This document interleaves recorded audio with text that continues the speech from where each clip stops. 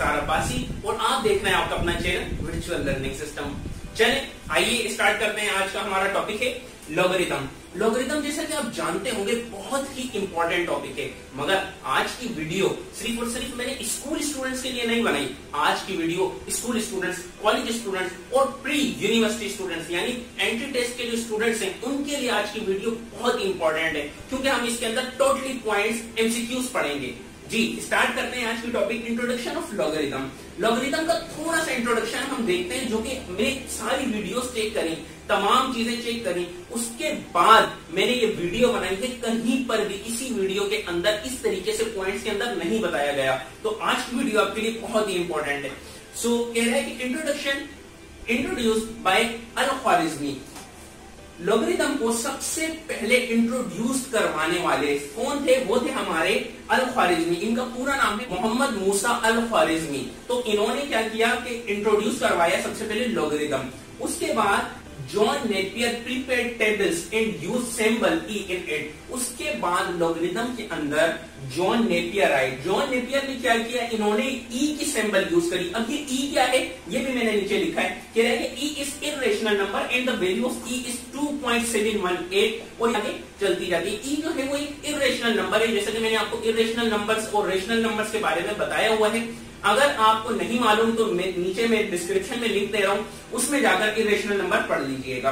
सो irrational number है और इसकी वैल्यू कितनी है? 2.718 और ये आगे चलती जाती है, यानी इनफाइनाइट है। और उसके बाद कह रहे थे properties of E were found by Euler. अच्छा उसके बाद क्या हुआ? एक और मैथमेटिशियन आया जिसका नाम था यूलर। इसने क्या किया? इसने इसकी प्रॉपर्टीज और ज्यादा फाइंड करी ई की, और ई की इसने जो सिंबल थी इसने अपने नाम से रख ली। किसने? यूलर ने। इसका देखिए स्टार्टिंग किससे हो रहा है?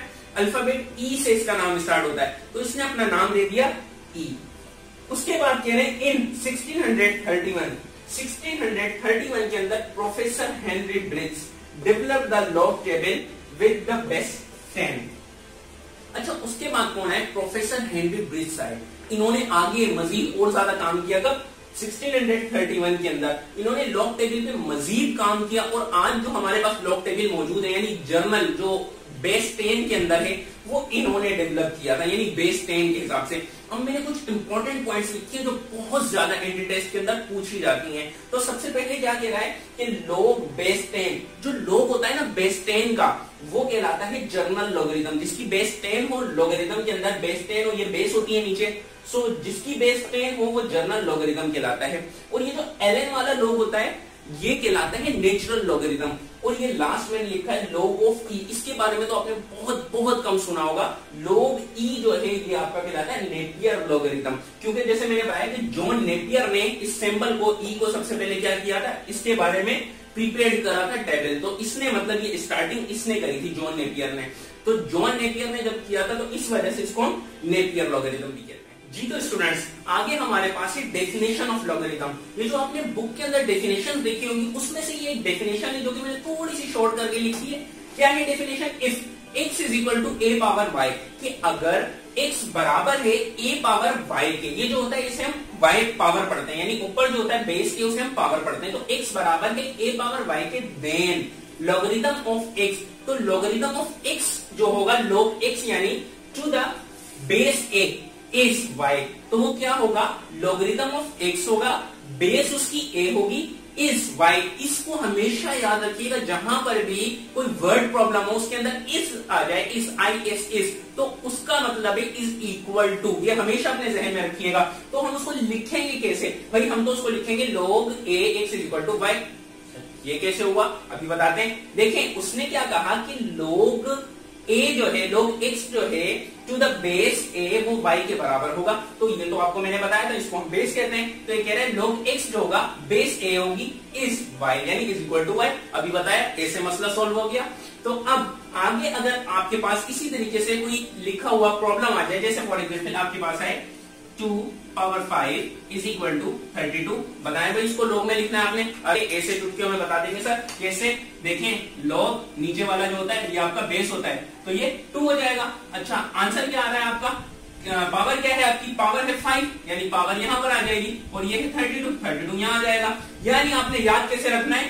Base power answer. अरे क्या मुश्किल है भाई इसमें? Base power answer, base power answer, base power answer, यानी ये बेस है, ये पावर है, ये आंसर है, यानी जब 2 के ऊपर पावर 5 आएगा तो आंसर 32 आएगा, ऑब्वियसली आएगा बिल्कुल। आगे मैंने कुछ इंपॉर्टेंट एग्जांपल्स लिखे हैं, 3 एग्जांपल्स लिखी हैं, इसको हम थोड़ा सा ध्यान से समझेंगे क्योंकि ये आपके पेपर्स में भी आ सकता है सवाल, एंट्री टेस्ट के लिए यानी यूनिवर्सिटी के टेस्ट के लिए तो बहुत जरूरी है, क्योंकि अक्सर आपको यहाँ पे ऑप्शंस के अंदर देके पूछ सकता है कि बताएं x क्या होगा, बताएं a क्या होगा, बताएं y क्या होगा, इसको हम सोल्व किस तरीके से करेंगे। ये जो कॉन्सेप्ट पढ़ा है बस इसको अपने जहन में रखिएगा। तो अब स्टार्ट करते हैं, कह रहे हैं log 10 जो है is equal log x 10 is equal to 0।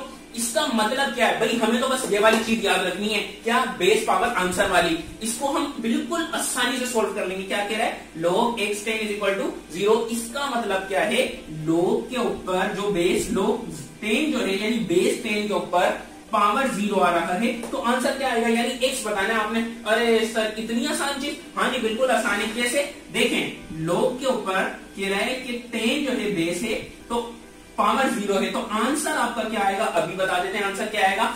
10 है, पावर 0 है, तो बताएं आंसर क्या होगा। आपको मैंने एक चीज पढ़ाई है, हमेशा अपने ध्यान में रखिएगा, किसी भी नंबर के ऊपर पावर 0 आए तो उसका आंसर हमेशा 1 आता है, चाहे वो नंबर 1 हो, 2 हो, 100 हो, 1000 हो, लेग हो, किसी भी नंबर पे पावर 0 आए तो आंसर हमेशा 1 आएगा। तो 10 के ऊपर पावर 0 आएगी तो आंसर 1 आएगा। तो यहाँ पे x की जगह क्या आ जाएगा, x की जगह आएगा 1। तो आपसे जो एग्जामिनर होगा वो किस तरीके से कहेगा, एग्जाम में तो यानी ज्योमेट्री का एग्जाम होगा उसमें, उसके अंदर तो आपने इसको सॉल्व करना पड़ेगा पूरा, जैसे मैंने आपको करवाया कि भाई हम इसको स्टेप बाय स्टेप आप सॉल्व करेंगे। मगर एंट्री टेस्ट में जो आएगा वहां पे बस आपसे ऑप्शन देगा, option A 0, option B 1, option C 10, option D none of these, या इसी तरीके से कोई और ऑप्शन दे सकता है। तो आप हमेशा उसके अंदर क्या करेंगे, 1 के ऊपर आंसर लगाएंगे। क्यों, क्योंकि इसका आंसर किसी भी नंबर पे पावर 0 आए तो आंसर 1 होता है। तो अभी सोल्व हो गया एक सवाल। तो आपका आगे कह रहा है log बेस a इज इक्वल टू 5, तो आंसर आ रहा है 32, यानी बेस पावर आंसर। इस कॉन्सेप्ट को याद रखना है। तो क्या कह रहा है कि बेस कौन सी होगी, अब यहां पर गौर करिएगा, कह रहा है कौन सा नंबर, यानी कौन सा नंबर आएगा जिसपे पावर 5 आती हो तो आंसर 32 आएगा। अरे सर ये तो हमने पढ़ा है कि 2 पे जब भी पावर 5 आती है तो आंसर 32 आता है। भाई कैसे, 2 को 5 दफा मल्टीप्लाई करें, 2 इंटू 2 इंटू 2 इंटू 2 इंटू 2, 2 2 4, 4 2 8, 8 2 16, 16 2 32, यानी 2 को जब हम 5 दफा मल्टीप्लाई करेंगे तो आंसर आपका आएगा 32।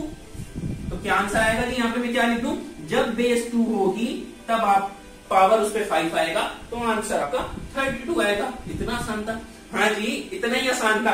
तो आगे कह रहा है log base 9 is equal to y, यानी y यानी पावर का सवाल कह रहा है, तो कह रहा है आंसर 3 आ रहा है। ये थोड़ा सा मुश्किल है मगर ज्यादा नहीं, वही चीज याद रखनी है, बेस पावर आंसर, यानी कौन सा नंबर है, सॉरी माता से काम नहीं करना, आपको ये कह रहा है 9 के ऊपर कौन सा पावर आएगा जो उसका आंसर क्या है, उसका आंसर 3 आए। बस इस चीज को याद रखिएगा। फिर कह रहा हूं बेस पावर आंसर, ये कॉन्सेप्ट याद रखना है सिर्फ, 9 के ऊपर कौन सा पावर आएगा जो आंसर 3 आए। अरे सर हमने तो ये कभी पढ़ा ही नहीं कि 9 के ऊपर अगर फॉर एग्जाम्पल हम कम से कम पावर 1 भी देते हैं तो आंसर क्या आता है, 9 ही आएगा। पावर 0 दे देंगे तो आंसर 1 हो जाएगा। तो 3 तो कभी आता ही नहीं है, बिल्कुल सही बात है भाई, 3 तो कभी नहीं आता। मगर 3 के ऊपर जब हम स्क्वायर लगाते हैं तो आंसर क्या आता है, 9, यानी 3 का स्क्वायर 9, 3 3 9। तो अगर हम ये देखें कि जब 3 के ऊपर पावर 2 लगा रहे हैं यानी स्क्वायर लगा रहे हैं तो आंसर 9 आ रहा है। तो क्या मैं इसका उलट लिख दूं, क्योंकि ये इसका उलट है, यानी उलट में पूछ रहा है ना। अगर हम ये देखें कि 3 3 9 होता है, 3 का स्क्वायर 9 होता है, तो वो क्या पूछ रहा है, 9 के ऊपर कौन सा पावर आएगा जो आंसर 3 आएगा, यानी उलट पूछ रहा है। तो आधा पावर आ जाएगा यानी 0.5 यानी 1/2। तो अगर मैं यहां पर पावर लगा देता हूं 1/2, यानी 9 के ऊपर जब पावर 1/2 आएगा तो आंसर 3 आएगा। तो क्या ये सही है, हाँ जी बिल्कुल करेक्ट है। तो इसको हम प्रूफ किस तरीके से कर सकते हैं, इसको हम प्रूफ भी कर सकते हैं। देखें 9 के ऊपर जब पावर 1/2 है तो आंसर कह रहा है 3 आएगा। अब अगर आप इसको स्क्वायर दोनों तरफ अगर आप लगाकर देखें किस तरीके से, अगर हम इसके ऊपर दोनों तरफ स्क्वायर लगाते हैं तो देखिएगा लेफ्ट हैंड साइड और राइट हैंड साइड बराबर होगी। यहां भी स्क्वायर लगा दिया बोथ साइड और इस तरफ भी हमने लगा दिया। तो देखें ये 2 2 में आपस में कैंसिल हो जाएगा, डिवाइड में मल्टीप्लाई में, तो यहाँ 9 बचेगा और 3 का स्क्वायर तो वैसे ही 9 होता है। तो देखें लेफ्ट हैंड साइड और राइट हैंड साइड भी बराबर आ गई। तो ये चीज हमने प्रूव भी कर ली। तो देखिए कितना आसान था, इसे चुटकियों में सोल्व हो गया। तो इसी तरीके से हमारी अच्छी से अच्छी वीडियोस आगे देखने के लिए हमारे चैनल को सब्सक्राइब कर लीजिए और हमारे चैनल को लाइक भी कर दीजिए। और इसी के साथ साथ हमारी वीडियोस को ज्यादा से ज्यादा शेयर करें ताकि ये दूसरे स्टूडेंट तक भी पहुंचे, वो भी इस चीज से मुस्तफीद हो सके। तो इंशाल्लाह जल्दी अच्छी वीडियो में आपसे आगे मुलाकात होगी। तब तक के लिए अपना बहुत सारा ख्याल रखिएगा।